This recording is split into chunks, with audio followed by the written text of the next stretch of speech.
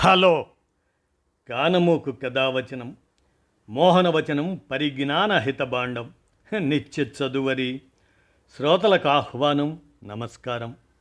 చదవదగునెవరు రాసిన తదుపరి చదివిన వెంటనే మరువక పలువురికి వినిపింపబూనిన అది ఏ పరిజ్ఞాన హితబాండమౌపో మహిళ మోహనవచనమై విరాజిల్లు. పరిజ్ఞాన హితబాండం లక్ష్యం ప్రతివారీ సమాచార హక్కు. ఆస్ఫూర్తితోనే ఇప్పుడు కానమోకు కథావచనం మోహనవచనం సమకాలీన కథా సందేశం ఈ శీర్షికన పూర్ణిమ పెమ్మరాజు వారి విరచిత కథ ఉడత సాయం అనే దాన్ని ఇప్పుడు మన కానమోకు కథావచనం శ్రోతలకు మీ కానమోకు స్వరంలో సమకాలీన కథా సందేశంగా ఈ కథను వినిపిస్తాను. ఇక కథలోకి ప్రవేశిద్దామా. కథ పేరు ఉడత సాయం, రచన పూర్ణిమ పెమ్మరాజు. ఇక వినండి. ఇంకెంత టైం పడుతుంది? ఫ్లైట్ దిగిన గంటలో అప్పటికి 4వసారి అడుగుతున్న మూర్తికేసి ఆశ్చర్యంగా చూశాడు రాజేష్. ఇంకో గంటలో వెళ్ళిపోతాం సార్. ముందుకెళ్ళి కత్తిపూడ దగ్గర రైట్కి తీసుకుంటే కోనసీమలోకి వెళ్ళిపోతాం. లోపలికి వెళ్ళాక సుమారుగా ఒక అరగంటలో వెళ్ళిపోతామండి, రోడ్డు బాగుంటే. డ్రైవర్ ఓపికగా చెప్పాడు సమాధానం. సార్, ముందొచ్చే రెస్టారెంట్ దగ్గర కాస్త ఫ్రెష్ అవుతారా? ఎర్లీ మార్నింగ్ స్టార్ట్ అయి ఉంటారు. ఎయిర్పోర్ట్కి రావడానికి దిగుతూనే రోడ్డు జర్నీ. ఇక రాజమండ్రిలో మా ఇంట్లో కాసేపు ఆగి లంచ్ తిని వెళ్దామన్నా మీరు వినలేదు. కనీసం మా ఇంటికి కూడా రాలేదు. కొంచెం కినుకగా అంటున్న రాజేష్ని చూసి చిరునవ్వు నవ్వాడు మూర్తి. ఎందుకు రానోయ్ మీ ఇంటికి? నువ్వు చేసిన ఉపకారానికి ఎలా థ్యాంక్స్ చెప్పాలో కూడా తెలియట్లేదు. ఇప్పుడు నువ్వు కనుక్కున్న అడ్రస్లో ఉన్న వాళ్ళని నేను ఎన్ని సంవత్సరాల నుంచి వెతుకుతున్నానో తెలుసా? అందుకే నువ్వు ఈ డిస్ట్రిక్ట్కి జాయింట్ కలెక్టర్గా ఉన్నావని తెలియగానే నీకు కాల్ చేసి హెల్ప్ అడిగాను. నువ్వు నన్ను నిరాశపరచలేదు. వారంలో నేను ఇచ్చిన డీటెయిల్స్తో వాళ్ళ అడ్రస్ కనుక్కున్నావు. ఒక్కసారి అక్కడికి వెళ్ళి వాళ్ళని కలిశాక మీ ఇంటికి వచ్చే నేను మా ఇంటికి వెళ్తాను, సరేనా? అయితే ఒకసారి వెళ్ళి చూసేదాకా నాకు ఆతృత ఆగదు. ఆప్యాయంగా తన పూర్వ విద్యార్థిని చూస్తూ వివరణ ఇచ్చాడు మూర్తి. అయ్యో, మీరు నాకు థ్యాంక్స్ చెప్పడం ఏమిటి సార్? నేనిప్పుడు ఇలా ఉన్నా అంటే అది మీ వల్లే కదా. మీరు చెప్పిన డీటెయిల్స్తో నేను ఆ వివరాలని రికార్డులన్నీ తీయించి అడ్రస్ అయితే కనుక్కున్నా. కానీ వెళ్ళి చూస్తే తప్ప అక్కడ ఉన్నది మీరు అనుకున్న వాళ్ళ కాదా అని తెలీదు. అందుకే నాకు కొంచెం టెన్షన్గా ఉంది. ఇంతకీ ఎవరు సార్ ఆవిడ? మీకేమవుతారు? అడ్రస్ దొరికిందనగానే ఇంపార్టెంట్ మీటింగ్ అని ఢిల్లీ వెళ్ళిన మీరు అది కూడా క్యాన్సిల్ చేసుకొని ఇంత అర్జెంటుగా వచ్చారంటే మీకు బాగా కావలసిన వాళ్ళ అంటూ రాజేష్ ప్రశ్నకి మూర్తి మనస్సు 50 సంవత్సరాల వెనక్కి పరుగు తీసింది. ఈ అబ్బాయి ఎవరు? తన చేత నీళ్లు తోడిస్తున్నావెందుకు అడిగింది కస్తూరి వీరమ్మని, బావిలో నుంచి నీళ్లు తోడుతున్న 10 సంవత్సరాల పిల్లాడిని చూస్తూ. నా పెద్దగుంటడు సూరిగాడమ్మా, ఇంట్లో ఉండరా అయ్యా అంటే వినకుండా ఊరి బయట పోరంబోకులతో కలిసి ఎతకడుతున్నాడు. వాళ్ళంతా సరైనోళ్ళు కాదు. చీట్లపేక బీడి అన్నీ ఈడికి మప్పేస్తారేమో అని భయమేసి నాతో పనికి తెచ్చుకుంటున్నా. కనీసం సాయం ఉంటాడని. ఈ 2 ఏళ్ళు పోతే మునసబు గారు జీతగాడిగా పెట్టుకుంటామన్నారు. అందాక ఈయనకి కాపలా కాయాలి నేను. మా ఆయనేమో పొలం పనులకు పోతే మాపటికి గాని రాడు. ఈడికన్నా చిన్నపిల్లలిద్దరితో బెంగేటి లేదు. వాళ్ళు బాగానే ఇంటి దగ్గర ఆడుకుంటారు. ఈ గాడితోనే చిక్కైపోనాది అంటూ గిన్నెలు తోముతూ చెప్పుకుపోతుంది వీరమ్మ. అదేంటి వీరమ్మ, పిల్లాన్ని బడికి పంపొచ్చు కదా, ఈ పనుల్లో పెట్టడం ఎందుకు ఇప్పటి నుంచే? ఇంటి దగ్గర ఉన్న తన చిన్న తమ్ముడు గుర్తుకొచ్చి కలుక్కుమంది కొత్తగా పెళ్ళయి కాపురానికి వచ్చిన కస్తూరికి. బడిలో వేసినానమ్మా, కానీ పోడు బడికి ఈ ఊరికి పక్కూరికి కలిపి మధ్యలో బడి ఉంది. 5వ క్లాస్ దాకా ఉన్నది. ఈడిని 4 దాకా అక్కడికి ఎలాగో అలా పంపాను. అక్కడికి పోడు, వెళ్ళినా చదవట్లేదని అయ్యోరు కొట్టాడని వచ్చేశాడు. మళ్ళీ పోలేదు. అయినా మా వాళ్ళు ఎవరు పోరు బళ్ళోకి. మాకెందుకమ్మా ఈ చదువు? ఎక్కడొక్కడ పనిలో పెడితే ఆడి సావాడి చస్తాడు. ఇంకా పసితనం పోని సూరిమోహన్ చూస్తే జాలేస్తుంది కస్తూరికి. పోనీ ఒక పని చెయ్యి, నా దగ్గర ఉంచు వాడిని. అయ్యగారు పొద్దున్న వెళ్తే ఎప్పుడో వస్తారో తెలీదు.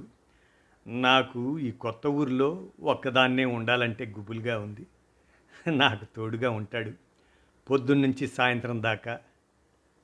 అలాగనే మరి ఎరా ఉంటావా ఇక్కడ? అడిగింది కస్తూరి. ఓ ఉంటా అమ్మా, నేను ఇక్కడే ఉంటానే. ఇక్కడ కరెంటు బల్బు ఉంది, రేడియో పెట్టుంది, పాటలు వస్తాయంటే అందులో అమ్మా నన్ను ఇక్కడ ఉండనియ్యి వేడుకోలుగా అడిగాడు సూరి. మీ దగ్గర ఉంటా అంటే నాకేం బాధమ్మా, మీ పుణ్యమే అని కాస్త మంచి బుద్ధి వస్తే అదే చాలు. నా పని అయింది, నేను ఇంటికి పోతున్నా. ఒరేయ్, నువ్వేం యాగీ చేయకుండా చక్కగా ఉండాలా అని సూరికి జాగ్రత్త చెప్పి వెళ్ళిపోయింది వీరమ్మ. అమ్మగారు, నన్నేం పని చేయమంటారు చెప్పండి, చిటికలో చేసేస్తాను. తర్వాత రేడియో పెట్టెలో పాటలు వచ్చినప్పుడు నాకు వినిపిస్తారా?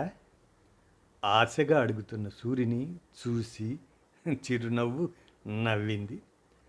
నువ్వేం చెయ్యక్కర్లేదు, రేడియోలో పాటలు అప్పుడే రావు, ఇంకా టైం ఉంది. ఈలోపు నేను ఒక కథ చెప్పనా, వింటావా? ఓ కథ చెప్పండి, నాకు చాలా ఇష్టం కథలు. అయితే విను. ఒక అడవిలో ఒక సింహం ఉందట. ఆ అడవికి అదే రాజు. దానికి ఎవరూ ఎదురు చెప్పకూడదు. తనకన్నా బలవంతులు ఎవరూ లేరని దానికి మహాగర్వం. ఆ అడవిలో కనిపించిన ప్రతి జంతువుని తినేస్తుందిట. అన్నింటికీ అదంటే భయం. ఒకసారి దానికి ఒక కుందేలు ఎదురుపడింది. సింహాన్ని చూడగానే కుందేలుకు అర్థమైంది తనకి చావు మూడిందని. కానీ తెలివిగా ఆలోచన చేసి అదే సింహం దగ్గరికి వెళ్ళి, నమస్కారం రాజుగారు. అమ్మయ్య, మీరు కనిపించారు. నేను చస్తే మీ చేతిలోనే చావాలని మీ దగ్గరికే పరిగెత్తుకొస్తున్నాను అని చెప్పిందట కుందేలు. సింహానికి అర్థం కాలేదు. అదేమిటి, నా చేతిలో చావడం కోసం రావడం ఏమిటి అని అడిగింది. ఇన్నాళ్ళ నుంచి మాకు రాజు మీరు, ఇక్కడ అందరికన్నా బలవంతులు. కానీ కొత్త సింహం వచ్చి నేనే మీ రాజు కన్నా బలవంతుణ్ణి అందండి. దాని నుంచి తప్పించుకొని మీ దగ్గరికే పారిపోయి వస్తున్నా అని చెప్పింది కుందేలు. అది విని సింహానికి కోపం వచ్చింది. నాకన్నా బలవంతులు ఎవరు ఇక్కడ, నాకు చూపించు, నేను చంపేస్తాను అని రంకెలేసింది.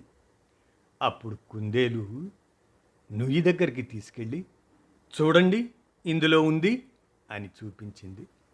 సింహం వంగి చూస్తే తన ప్రతిబింబమే కనిపించింది. కానీ దానికి తెలియక అది వేరే సింహం అనుకొని దాన్ని చంపేద్దామని ఎగిరి నూతిలోకి దూకి చచ్చిపోయింది. అడవిలో జంతువులన్నీ ఆనందంతో పండగ చేసుకున్నాయి. ఇంత తెలివైన దానివి, నువ్వే రాజుగా ఉండమని కుందేలునే రాజును చేశాయి మిగతా జంతువులు. కథ ఎలా ఉంది అడిగింది కస్తూరి. బాగుందమ్మగారు. ఒక ప్రశ్న అడుగుతా చెప్పు. నూతిలో పడితే చచ్చిపోతానని సింహానికి తెలియదు, కానీ కుందేలుకు తెలుసు. ఎలా? కస్తూరి ప్రశ్నకు తెల్లమొహం వేసి బుర్ర అడ్డంగా ఊపాడు సూరి. ఎలా అంటే, కుందేలు చక్కగా బడికి వెళ్ళి చదువుకుంటుంది. అందుకని దానికి తెలుసు సింహం చదువుకోలేదు. అందుకే దానికేమీ తెలీదు. కస్తూరి మాటలకి పకపకా నవ్వాడు సూరి. కుందేలు బళ్ళోకి వెళ్తుందన్నమాట. ఇంకో కథ చెప్తారా ఇలాంటిది? ఆశగా అడిగాడు సూరి. ఇప్పుడు నాకు వంట చేసుకునే పని ఉంది. నువ్వు ఓ పని చెయ్యి. ఇదిగో ఈ పుస్తకంలో ఇలాంటి కథలు చాలా ఉన్నాయి. చదువుతూ ఉండు. ఎక్కడన్నా అర్థం కాకపోతే అడుగు, నేను చెప్తాను అని పంచతంత్రం బొమ్మల పుస్తకం తెచ్చిచ్చింది కస్తూరి. నాకు చదవటం బాగా రాదమ్మా. 4 దాకా బడికి వెళ్ళావంటే ఆ ఆ ఆలు గుణింతాలు ఒత్తులు వచ్చే ఉంటాయి కదా. సరిగా రావు. సిగ్గుగా తలదించుకున్నాడు సూరి. పర్వాలేదు. ఇప్పుడు నీకేం పరీక్ష కాదుగా ఇది. కూడబలుక్కుంటూ ఎంత వస్తే అంత చదువు. అస్సలు తెలియకపోతే నన్ను అడుగు, చెప్తా.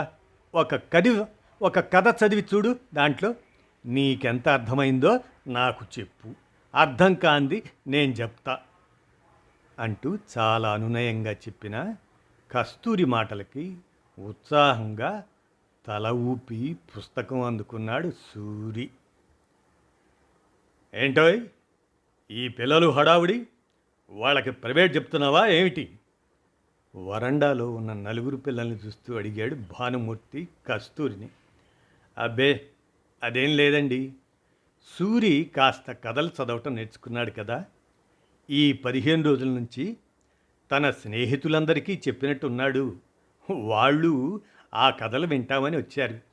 వీడు చదివి వినిపిస్తున్నాడు వాళ్ళకి అంటూ నవ్వుతూ చెప్పింది కస్తూరి. బడికెళ్లాల్సిన పిల్లలు మానేసి ఇలా కాలం గడుపుతున్నారు. బాధగా అన్నాడు భానుమూర్తి. చాలాసార్లు చెప్పానండి బడికి పంపమని. పిల్లలకి ఇష్టం లేదు. తల్లిదండ్రులకి చదువు విలువ తెలియదు. కనీసం ఈ కథల కాలక్షేపం కోసమైనా చదవడం రాయడం నేర్చుకుంటారేమో అని ఏదో ఒక ప్రయత్నం. నాకు కాలక్షేపం. వాళ్ళకి 2 ముక్కలు వస్తే మంచిదేగా అంది కస్తూరి. మనం నాటకం వేస్తామా అమ్మగారు? నిజమా? ఆశ్చర్యంగా అడిగాడు సూరి. అవును సూరి. నువ్వు చదవటం వచ్చిన ఇంకో 2 స్నేహితులు కలిసి నాటకం ఎదురు కానీ మీరు చదివే కథలే నాటకంగా వేద్దాం. ఈసారికి నేను మాటలు రాస్తాను. వచ్చేసారి నుంచి మీరే రాయాలి వాటిల్లో డైలాగ్స్. ఇలా వెయ్యడం వలన చదవటం రాని పిల్లలకు కానీ మీ అమ్మలాంటి పెద్దవాళ్ళకి కానీ సులువుగా అర్థమవుతుంది కదా ఆ కథ. సరేనా? కస్తూరి మాటలు సూరికి మిగతా విన్న పిల్లల ఆనందానికి హద్దులు లేవు. అమ్మగారు, మేము చదవటం నేర్చుకుంటే మా చేత వేయిస్తారా నాటకం? ఉత్సాహంగా అడుగుతున్న పిల్లల్ని చూసి పొంగిపోయింది కస్తూరి. తప్పకుండా. కానీ మీకు బాగా చదువు రావాలంటే మీరంతా బళ్ళోకి వెళ్ళాలి. అయ్యగారు వెళ్ళి బళ్ళో మాస్టర్తో మాట్లాడతారు. మీరు పొద్దున్న అక్కడికి వెళ్ళి సాయంత్రం నా దగ్గరికి రండి. అలా అయితే ప్రతివారం మన అరుగు మీదే చిన్న నాటకం వేసుకుందాం. అంతేనా? ఎవరెవరు శ్రద్ధగా బళ్ళోకి వెళ్ళి చదువుతున్నారో చూసి నెలకి ఒక్కళ్ళకి చిన్న బహుమతి నేనిస్తాను. సూరి తప్ప పిల్లలంతా ఉత్సాహంగా తలూపారు. నేను వెళ్ళనమ్మగారు. నేను మీ దగ్గరే ఉంటాను.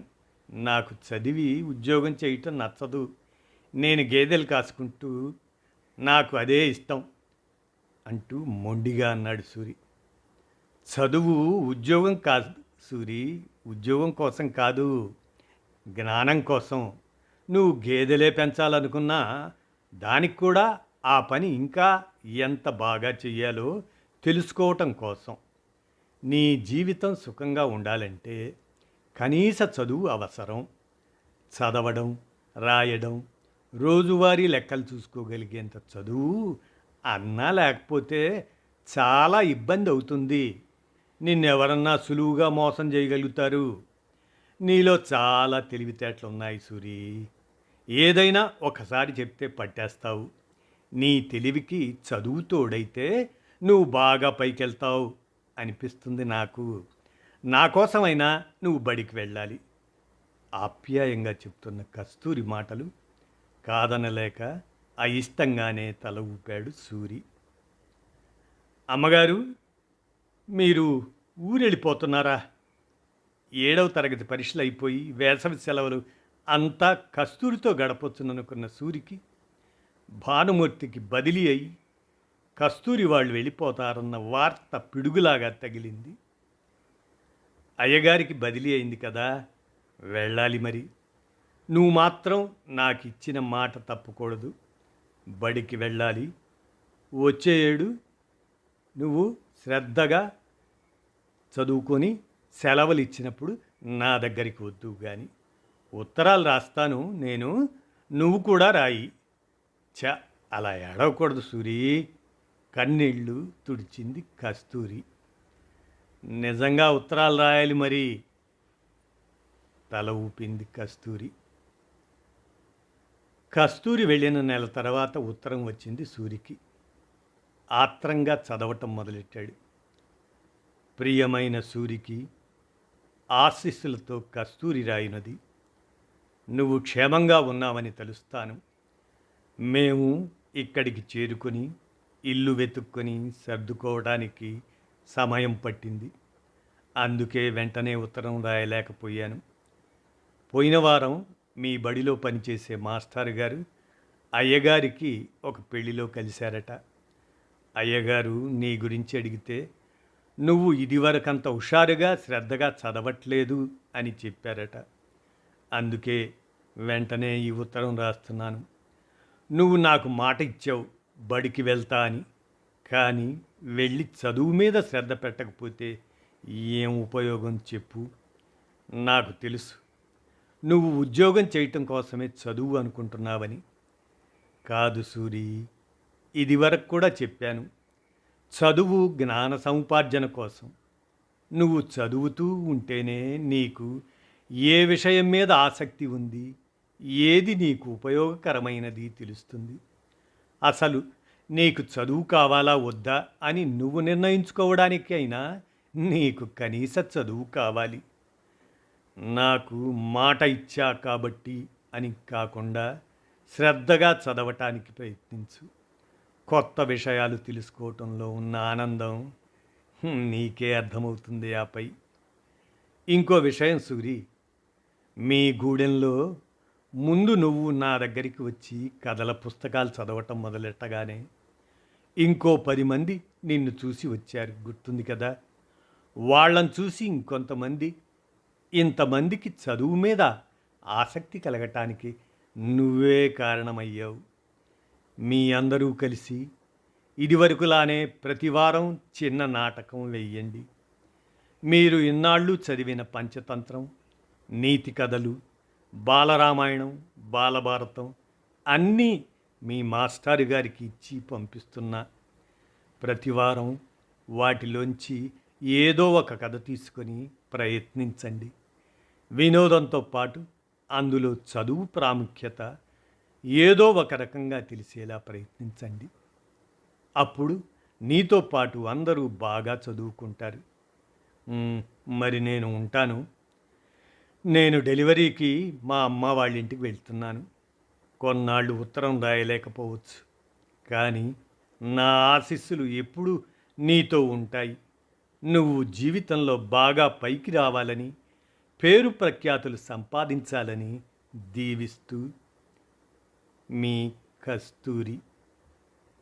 ఇప్పుడు అర్థమైంది సార్, మీరెందుకు ఇంత ఉద్వేగంగా ఉన్నారో అంటూ ఉత్తరం చదివిన రాజేష్ అన్నాడు. ఈ ఉత్తరం తర్వాత అయ్యగారికి మళ్ళీ ట్రాన్స్ఫర్ అయ్యింది. అక్కడి నుంచి వాళ్ళతో కాంటాక్ట్ మిస్ అయింది. వేరే స్టేట్కి ట్రాన్స్ఫర్ వచ్చి వాళ్ళు వెళ్ళిపోయారట. వాళ్ళని కలవాలని చాలా ట్రై చేశాను. చివరికి నీ పుణ్యమా అని కలుస్తున్నాను అభిమానంగా చూస్తూ చెప్పాడు మూర్తి. అయ్యో సార్, భలేవారే, మీకు ఈ రకంగా నేను ఉపయోగపడ్డాను. అదే చాలు నాకు. అదిగో ఇల్లు వచ్చేసింది. మీతో పాటు నాకు కూడా ఆవిడని కలవాలని అంతే ఆత్రంగా ఉంది. కారు దిగుతూ చెప్పాడు రాజేష్. నిజంగా మా సూర్యనేవానా నువ్వు? సారీ, మీరు అంటూ కస్తూరికి ఆశ్చర్యానందాలతో మాట తడబడుతుంది. నన్ను మీరు ఏమిటి అమ్మగారు, ఇదివరకులాగా ఏరా అనండి. ఖరీదైన కారులో సూటు బూటు వేసుకుని దిగిన సూర్యనారాయణని చూస్తుంటే ఆనందం పొంగుకొచ్చింది కస్తూరికి. ఎంత పెద్దవాడివయ్యావురా, మీ అయ్యగారే ఉంటే ఎంత సంతోషించేవారు. నిన్ను చూస్తుంటే నాకెంత ఆనందంగా ఉందో మాటల్లో చెప్పలేను. మీ అమ్మ ఎలా ఉంది? ఏం చేస్తున్నావు నువ్వు? మీరు వీకే ఎడ్యుకేషన్ ఇన్స్టిట్యూట్స్ గురించి టీవీలో పేపర్లో చూసే ఉంటారు కదా. అవి నావేనమ్మగారు. వీకే అంటే వీర కస్తూరి ఇన్స్టిట్యూట్. మా అమ్మ పేరు మీ పేరు కలిపి పెట్టాను. దేవుడి దయ, మీ ఆశీర్వాదంతో అది టాప్ ఇన్స్టిట్యూట్గా మారింది. మన 2 తెలుగు రాష్ట్రాల్లో చాలా చోట్ల మన బ్రాంచెస్ ఉన్నాయి. అన్నట్టు డైరీ ఫామ్ కూడా పెట్టే అమ్మగారు. చిన్నప్పుడు గేదెలు కాసుకుంటాననేవాడిని కదా. నవ్వుతూ చెప్పిన సూరిని ఆశ్చర్యంగా చూస్తూ ఉండిపోయింది కస్తూరి. మీ గురించి ఏం చెప్పలేదు అమ్మగారు. ఎలా ఉన్నారు పిల్లలు, అయ్యగారు? అర్ధోక్తిగా ఆపాడు సూర్యనారాయణ. ఆయన వెళ్ళిపోయి 5 ఏళ్ళయింది. 2 పిల్లలు విదేశాల్లో ఉన్నారు. తమ దగ్గరే ఉండమంటారు. కానీ నాకు నా ఇల్లు, ఈ ఇల్లు, ఈ ఊరు వదిలి వెళ్ళాలని లేదు. అందుకే ఇక్కడే కాలక్షేపం చేస్తున్నాను. పక్కవాట అద్దెకిచ్చాను. వాళ్ళు మంచివాళ్ళు, తోడుగా ఉంటారు. ఈ చుట్టుపక్కల అందరూ నాకు బాగా అలవాటు. అందుకని నాకు ఇక్కడే బాగుంటుంది అంటూ నవ్వుతూ చెప్పింది కస్తూరి. ఈ ఈ పిల్లలు? టీవీ చూస్తున్న 4 పిల్లల్ని చూసి అడిగాడు సూర్యనారాయణ. వీళ్ళ అమ్మలు పొలం పనులకు వెళ్ళారు. ఈ పక్కనే వీళ్ళ ఇల్లు. వాళ్ళు పని నుంచి వచ్చేదాకా అటు ఇటు తిరగకుండా ఇక్కడ కూర్చుంటారు. అయితే ఇప్పటికీ మీరు ఇదివరకులానే వీళ్ళకి కథలు అవి చెప్తున్నారా అని నవ్వుతూ అడిగాడు సూర్యనారాయణ. ఇప్పుడు నేను చెప్పే ఆ కథలు ఎవరు వింటారు? టీవీ పెడితే చాలు వీళ్ళకి. అప్పుడు మీతోనే అయిపోయింది ఆ కథలు, నాటకాలు. అయ్యో, ఇలానే కూర్చోపెట్టేశాను. ఉండండి, వంట చేసేస్తాను. ఏ వేళప్పుడు బయలుదేరావో, తింటూ మాట్లాడొచ్చు అంటూ హడావుడిగా లేవబోతున్న కస్తూరిని ఆపాడు సూర్యనారాయణ. మీ చేతి ప్రసాదం మహాభాగ్యం అమ్మా. తప్పకుండా తింటాను. కానీ ఇప్పుడు నేను వచ్చిన పని వినండి. వచ్చే వారం మా ఇన్స్టిట్యూట్ యాన్యువల్ డే. మీరు తప్పకుండా రావాలి. నాతో మిమ్మల్ని తీసుకెళ్ళడానికి వచ్చాను. మీరు సరే అంటే ఇప్పుడే బయలుదేరిపోదాం హైదరాబాద్కి. వచ్చే వారం కదా, తప్పకుండా వస్తాను. ఇప్పటికిప్పుడు అంటే రాలేను. నెమ్మదిగా 4 రోజులు ఆగి వస్తాను. నాకు నీ వైభవం చూడాలనే ఉంది. మా చిన్న సూరి ఇంత పెద్దవాడయ్యాడంటే ఎందుకు రాను? ముందు లేచి మీ ఇద్దరు కాళ్ళు చేతులు కడుక్కురండి అంటూ కస్తూరి వంటింట్లోకి కదిలింది. కరతాళ ధ్వనులతో సభ మారుమోగిపోతుంది. స్టేజీ మీద కూర్చున్న కస్తూరికి కలలో ఉన్నట్లు ఏమీ అర్థం కానట్టు ఉంది. యాన్యువల్ డే చూడ్డానికి అనుకొని వచ్చిన కస్తూరికి తానే ముఖ్య అతిథి అని పల్లకీలో తీసుకురావటం, స్టేజీ మీద కలెక్టర్ పక్కన కూర్చోపెట్టి పాద పూజ చేయటం, ఇవన్నీ చాలా ఇబ్బందిగా, సంకోచంగా ఉన్నాయి. ఏమి మాట్లాడాలో తెలియకుండానే అన్నీ జరిగిపోతున్నాయి. ఇంతలో మన గౌరవ ముఖ్య అతిథి కస్తూరి గారు ఇప్పుడు సభను ఉద్దేశించి ప్రసంగిస్తారు అని అనౌన్స్మెంట్ విని నెమ్మదిగా లేచి మైక్ అందుకుంది కస్తూరి. అందరికీ నమస్కారం. నాకు నిజంగా ఏమీ అర్థం కావట్లేదు. మా సూరి క్షమించాలి. సూర్యనారాయణ యాన్యువల్ డే చూడ్డానికి రమ్మంటే వచ్చాను, కానీ నాకెందుకు ఈ సత్కారం, ఈ సన్మానం? నాకు ఏమీ అర్థం కావట్లేదు. నేను చేసింది ఏమీ లేదు. తన చేత ఓనమాలు దిద్దించింది లేదు, చదువు చెప్పింది లేదు. నాకు తెలిసిన కథలు ఏవో 4 చెప్పాను అంతే. ఈ మాత్రానికే నన్ను ఇంత అందలం ఎక్కించడం తన పెద్ద మనస్సుకి అది నిదర్శనం తప్ప నా గొప్ప ఏమీ లేదు. ఇదంతా చూస్తుంటే నాకు ఓ చిన్న కథ గుర్తొస్తుంది. శ్రీరాముడు లంకకి వెళ్ళడానికి అందరూ సముద్రం మీద వారధి కడుతున్నారట. పెద్ద పెద్ద బండరాళ్లను తీసుకుని వచ్చి వానరులంతా వారధి కడుతుంటే అక్కడ ఉన్న ఒక చిన్న ఉడత తాను సాయం చేద్దామనుకొని అక్కడ ఉన్న ఇసుకలో దొర్లి రాళ్ల మధ్య ఆ ఇసుకను దులిపిందట. దాన్నే ఉడత సాయం అంటారు. నేను ఏమన్నా చేశాను అంటే ఆ ఉడత సాయమే. సూరి తానే కష్టపడ్డాడు, ఇంత పైకి వచ్చాడు. అతని జీవితం స్ఫూర్తిదాయకం. మీ పిల్లలందరూ తన జీవితం నుంచి నేర్చుకోవాల్సింది చాలా ఉంది. నాకు ఇంతకన్నా మాటలు రావట్లేదు. కస్తూరి పక్కకి వచ్చి మైక్ తీసుకున్నాడు సూర్యనారాయణ. అమ్మగారు, ఇప్పుడు ఉడత సాయం అంటే ఏమిటో మీకు చెప్పారు కదా. నాకు తెలిసిన ఉడత సాయం గురించి నేను చెప్తాను, వినండి. ఉడత తన దగ్గరున్న గింజలు తరువాత తిందామని భూమిలో బొరియలు తవ్వి దాస్తుంది. కానీ తరువాత మర్చిపోతుంది. అవే మొలకెత్తి పెరిగి పెద్దయి వృక్షాలవుతాయి. ఆ ప్రకారం మన భూమి మీద ఉన్న లక్షల కొద్దీ చెట్లు, అడవులు ఉడతలు నాటినవే. అలానే అమ్మగారు మాలో చదువు మీద ఆసక్తి అనే విత్తనం నాటారు. అది నాలోనూ నా స్నేహితుల్లోనూ పెరిగి పెద్దదై ఇప్పుడు ఈ వనంగా మారింది. మా గూడెంలో అందరూ ఇప్పుడు విద్యావంతులే. చాలామంది ఈ ఇన్స్టిట్యూట్లో పార్ట్నర్స్ కూడా. ఆ వయస్సులో మాకు చదువు మీద ఆసక్తి కలిగించకపోతే నేను ఇప్పటికీ గేదెలు కాచుకుంటూ మిగిలిన వాళ్ళు ఏ పాలేరు పనులో చేస్తూ ఉండిపోయేవాళ్ళం.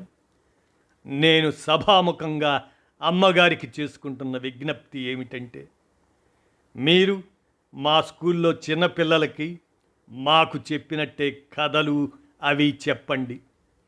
ఈ జనరేషన్ వాళ్ళకి ఆ నీతి కథలు, పంచతంత్రాలు తెలియాల్సిన అవసరం ఉంది. ఒప్పుకుంటారా అమ్మగారు?